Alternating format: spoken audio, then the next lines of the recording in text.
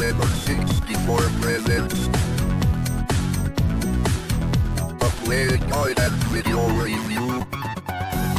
Sit back and enjoy the show.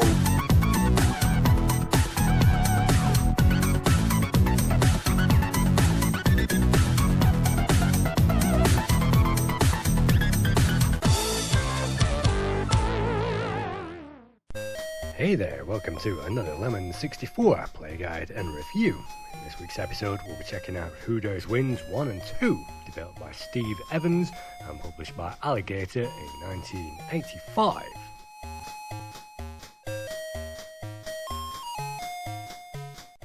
Let's press fire and check this game out. In Who Dares Wins, we play as one-man army, and if we hang around the level too long, it isn't very long before we are attacked from every given direction. It is our job to attack a garrison, and here we will find many garrison units waiting to destroy us, and we have to move through 8 levels until we finally get to the main building and kill the main guy, and then the whole game will repeat and loop all over again. You may notice I saved a prisoner there. At some points in the game we'll find prisoners. They will award us 800 points each. And you may notice I'm also moving ahead on the level, and that will trigger those guys out from behind the hiding places, and that means we can shoot away those guys at our leisure. Sometimes those garrison officers will run off the bottom of the screen, so sometimes you can't shoot everything, but you can see rather than waste grenades on those guys, I'm choosing to lure those out and take on those guys the hard way.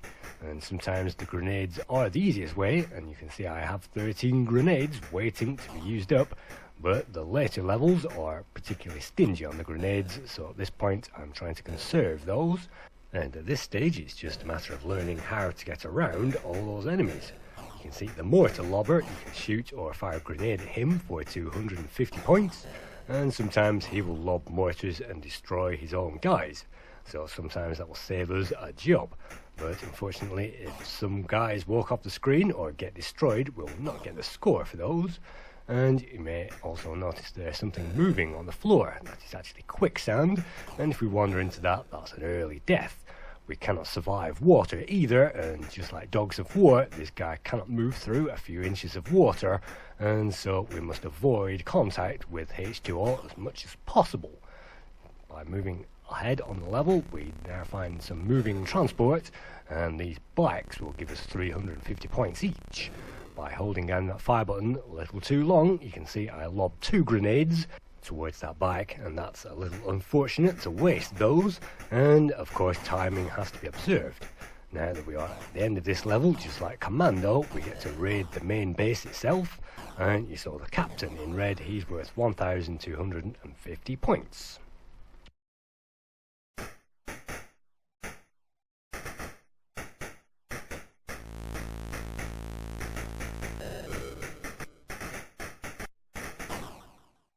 Just like Dogs of War on the Amiga, we don't have to get rid of every single target, and in fact we can leave most targets alone as long as we make our way forward on the level. But in tight spots just like that, if we lob a grenade at both those guys, that will give us 200 points for a double kill, and in that particular spot I like to use a grenade because that is very hard to get through that gap and it is very guarded. But sometimes if we can just touch these yellow bricks, we can trigger those guys to run away, and if we head again towards this tunnel, yes, we'll gain extra points for getting rid of that traffic, but we can also get rid of these guys, and that means that our way is clear.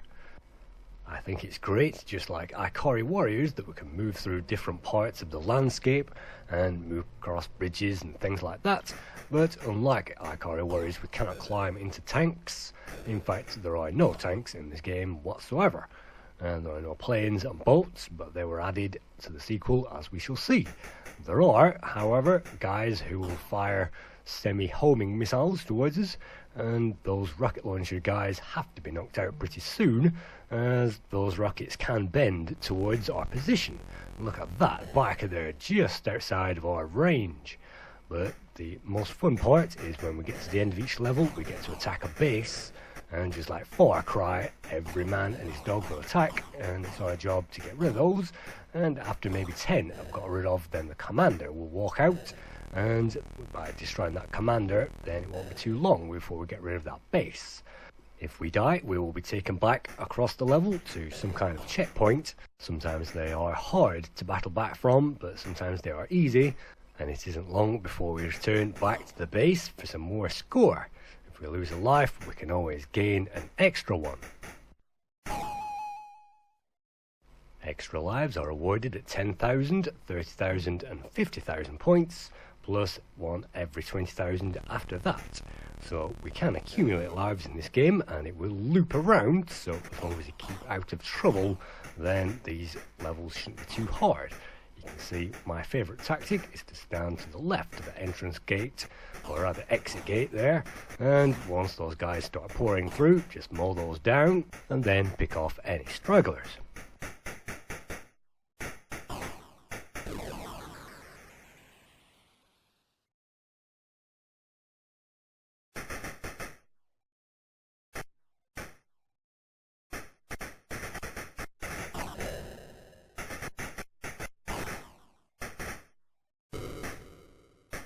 Just like the garrison soldiers, if we move ahead on the level, then those pillboxes will blow up, and those slotted bunkers can be destroyed with a grenade.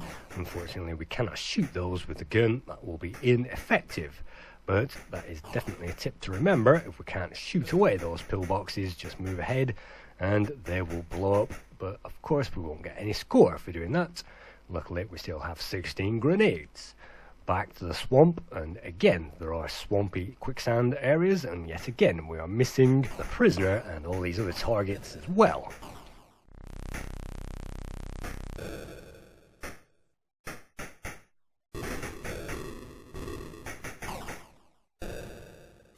In this section it is very difficult to see our player and judge whether we are still alive. In this case we have found that we are still alive, and those bullets apparently didn't hit us, and once again we can destroy these with the grenades or simply walk through those, and those will be booby trapped away. Let's get rid of another mortar lobber. We need 250 points and then attack the base. And again, if you follow a few guidelines, the base isn't too difficult. Again, if we avoid those guys, it isn't very hard to stay out of trouble, because we can touch those guys and we won't get killed. Only those bullets have to be avoided.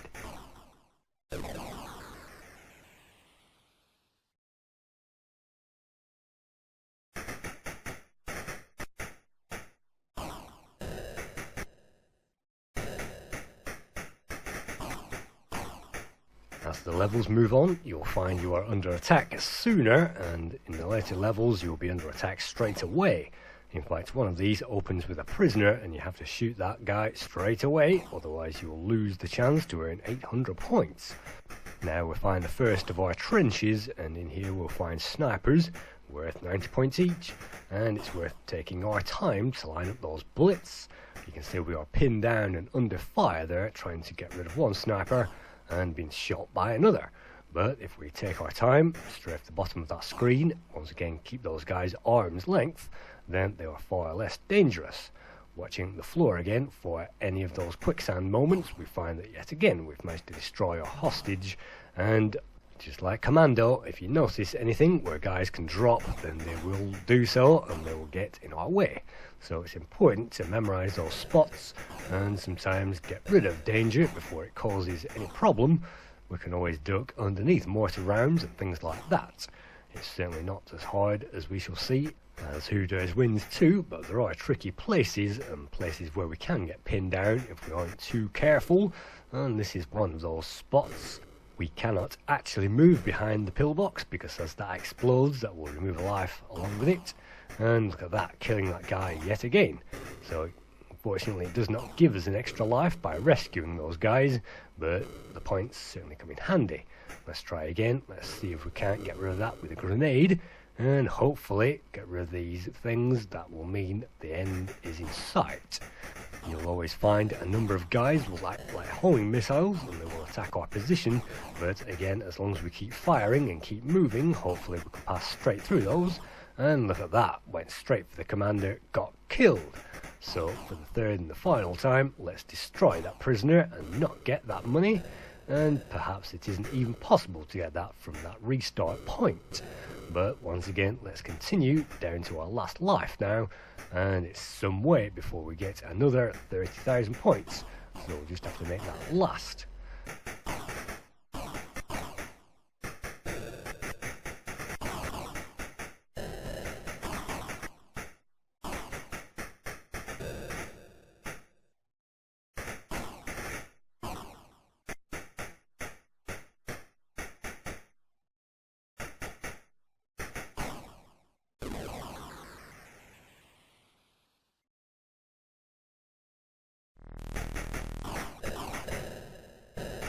Area 5 of the 8 in this game sees us under attack as soon as we start the level, and we have to be really on the ball at this stage to survive. And it really is great to get rid of those rocket launchers, because sometimes they can veer to one side and rob lives needlessly. Luckily, the lives in this game are pretty good and we don't seem to be robbed needlessly, and sometimes the collision detection is great because sometimes that will not rob lives unfairly. But for the most part, of course, as long as we avoid these guys, then that won't be too much of a problem. Look at that, just managed to get that guy in time. You can see the graphics do vary from screen to screen, although it is a desert landscape. It is perhaps just as good as Commando on the C64. It's great that these graphics vary a little bit from stage to stage, and this is probably as good as the Commodore 64 could produce, even textures on the floor and things like that.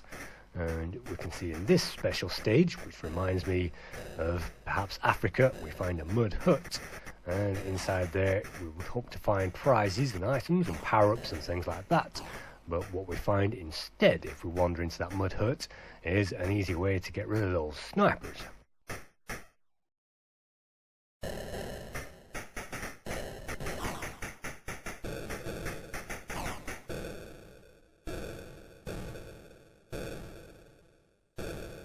Sometimes there is an element of luck in this game, and sometimes we can basically avoid all this action by standing in a corner. So if we want to, we can take on the enemies, or sometimes we can just leave those alone and they will be harmless over there. The random mortar rounds that you can see sometimes do land on target, but usually they land on predicted spots, and as long as you know those predicted spots, then you can avoid those.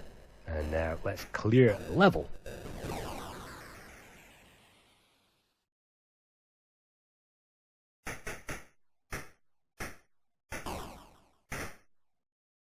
I think it's great that we can almost outmaneuver and outgun those bullets heading in our direction, and those bullets will travel at different speeds.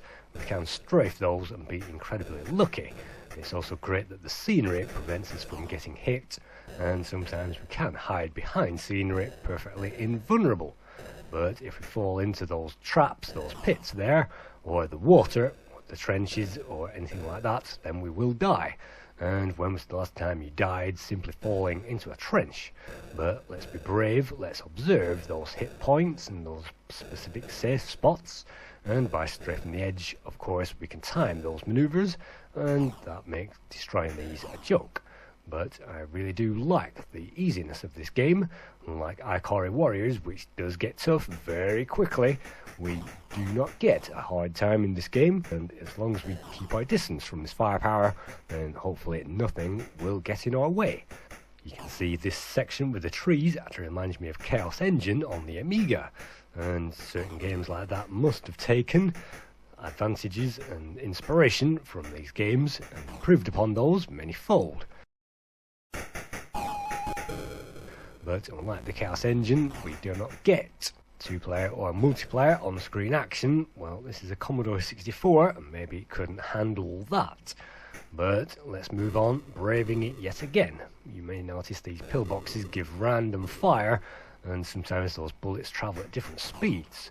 I find as long as we get rid of one, then we can stay in our relatively safe corner and battle on from there.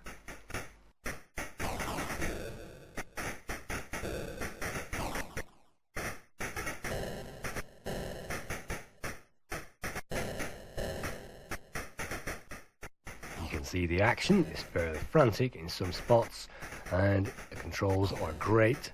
That means we can maneuver around these levels with confidence. Unfortunately, we can only fire up to 3 bullets from that gun, and once they're fired, that's it. We'll just have to hit something or wait until that gun recharges.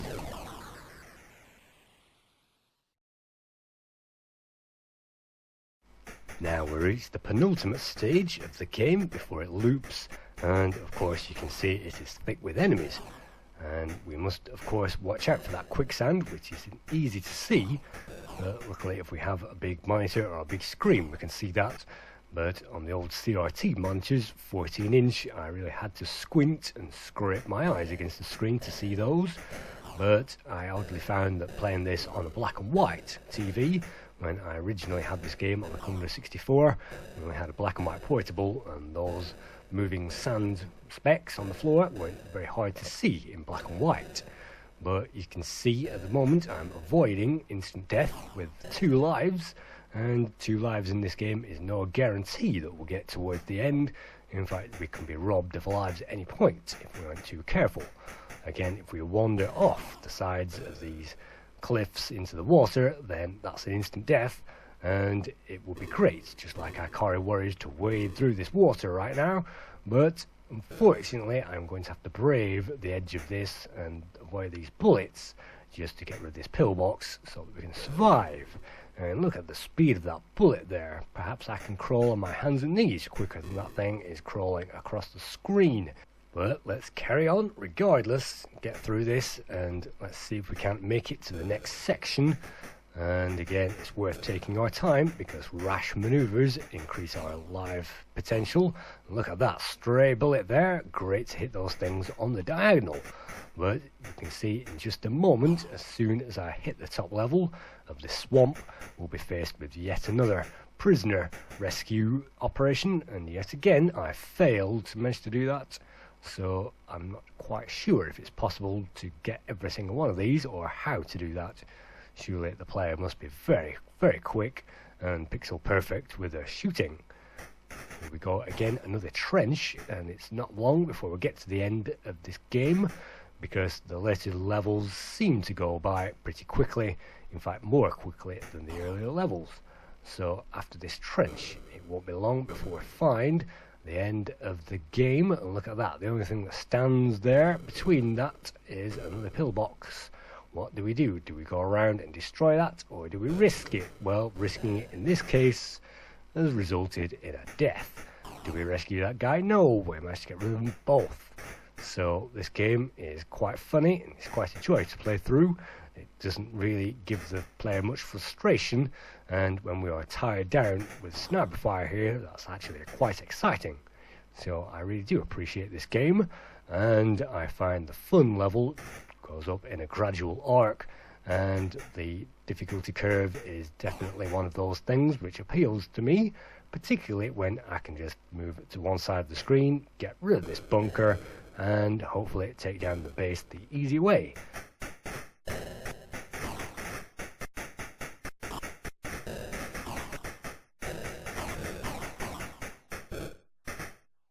Taking a look at the scores, Commodore User gave this game 60%, Commodore Horizons gave it 70%, and the current score on the Lemon 64 database is 77%. I think 7 out of 10 is great for this game, and I find it highly enjoyable. Later in the same year, 1985, the same author, Steve Evans, updated his game, added 1 or 2 more sprites and a few more elements, and he called it Who Dares Wins 2. So let's press that fire button again, and this time we see a similar soldier wearing a red uniform instead of a blue uniform, and we can also see the buildings have taken on a slightly more 3D look. We can now wander through those buildings and they will help us defeat these bullets. And we can also see grenades are now parachuted in to a random spot, but luckily we can still chase those guys out from behind their hiding places just like the previous game, so it isn't absolutely essential to get rid of every guy. In Who Dares Wins 2, the controls seem to have been tightened up, and maybe even the firing rate, but as the controllability is now even better, it means we can get stuck into the game and there are no lags, and we even seem to be able to press fire more rapidly and launch more bullets at the same time. But let's avoid these guys again, try and get those grenades, and perhaps grenades is one of the limiting factors of this game, because on the later levels the grenades dry up and you'll have to conserve those to get rid of the big targets.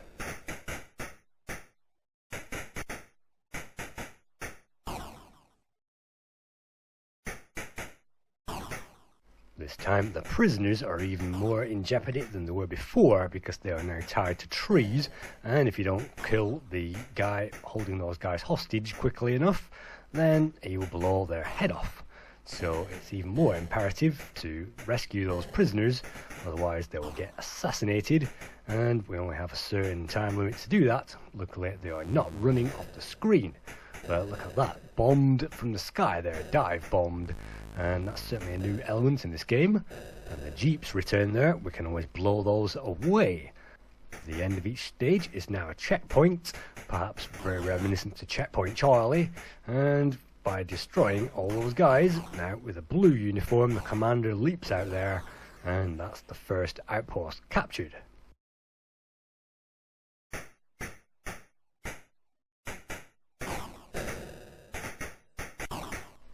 Sequel, I really do like the fact that the hostages are now tied to trees instead of running away. I appreciate the land is now brown instead of orange, and I also appreciate the extra factors.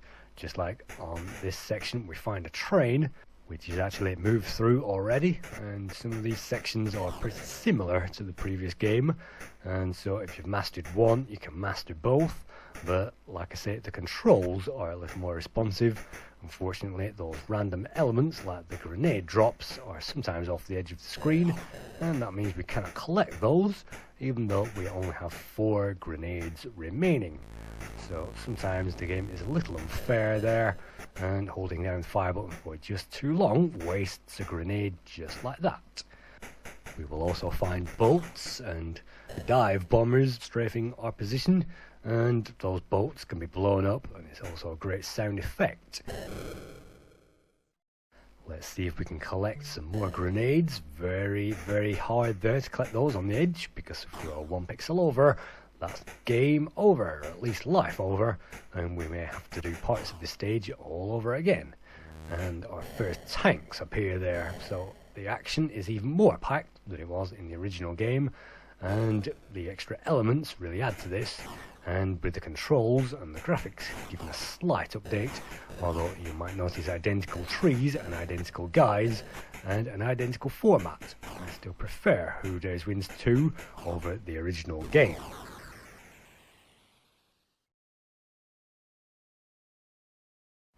Who Dares Wins 1 and 2 were both created, coded, designed, and even the music was created by Steve Evans. He came to the Commodore 64 in 1984 with a rake of games, including Eagle Empire, which is a Galaxians clone, Guardian, which is much like Defender, Street Panic, which is a little like Baggett Man, and Rocket Roger all appeared in 1984 on the Alligator Software label. 1985 saw Who Dares Wins 1 and 2 for Alligator, before he moved on to alternative software and created Micro Pinball in 1987.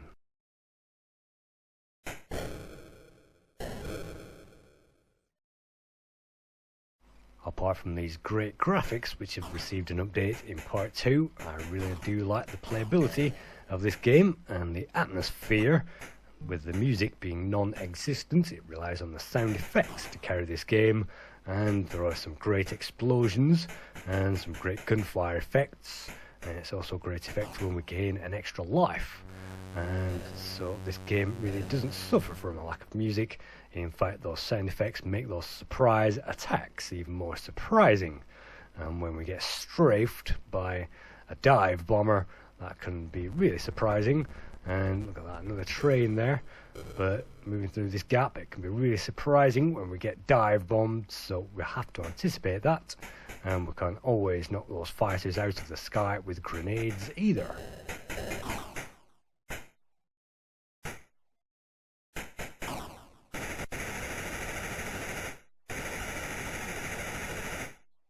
But sometimes we can be lucky and we can memorise those spots, and there are safe spots in this game, as there are trigger points for destroying some of these things.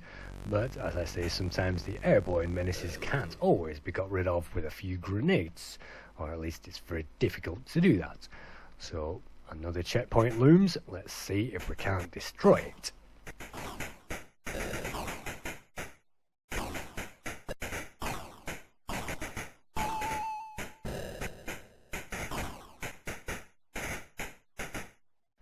So we managed to miss the commander, who took a swim off the end of that pier, and that's one way to miss the commander in this game.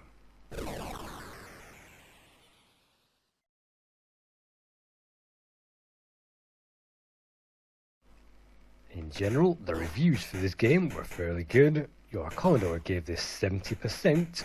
The current Lemon 64 score is yet again 77%, and Zap gave Who Dares Wins 2 the highest score, that was 90%, scored in December 1985.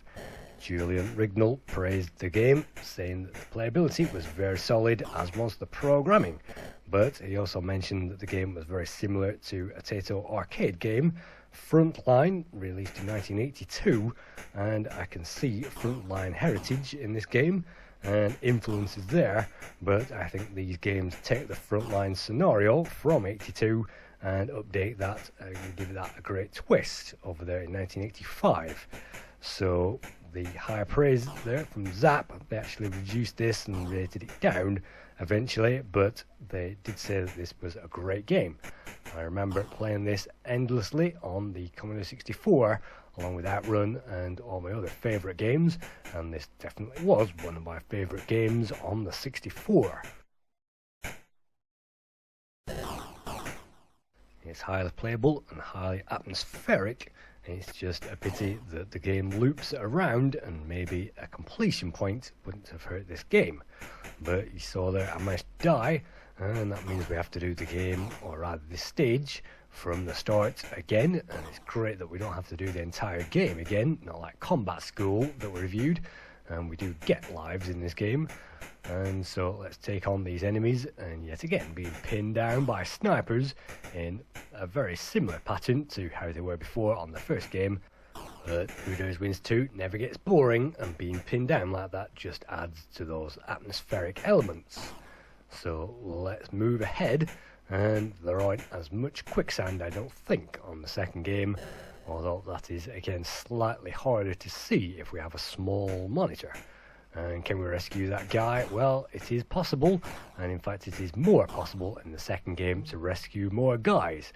So I think everything has been improved in this sequel, and I love everything about it.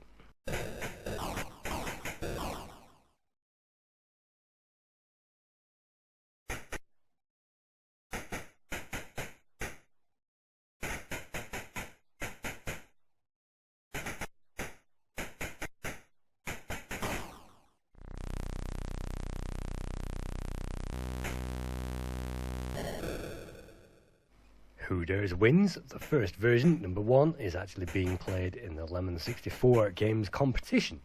So if you want to join us and try this game for yourself, not only can you play this and try it out, but you can also save up your high scores, and you can post those on the Lemon 64 website.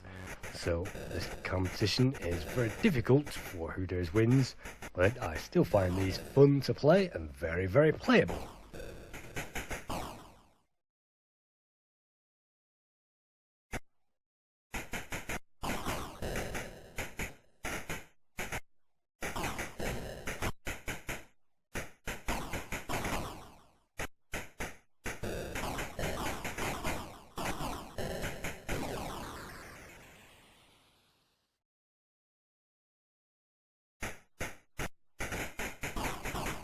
Again, the level looks pretty similar to this kind of stage on the previous game. We are being attacked straight away. This time the rocket launchers have turned into tanks, but it is exactly the same scenario. And we got this far in the previous game, but unfortunately we are not going to progress any further in this one, and we can't even shoot through these cracks either. But that's the game over. Thank you very much for watching Who Dares Wins and Who Dares Wins 2. Hope to see you in another Lemon 64 play guide and review sometime soon.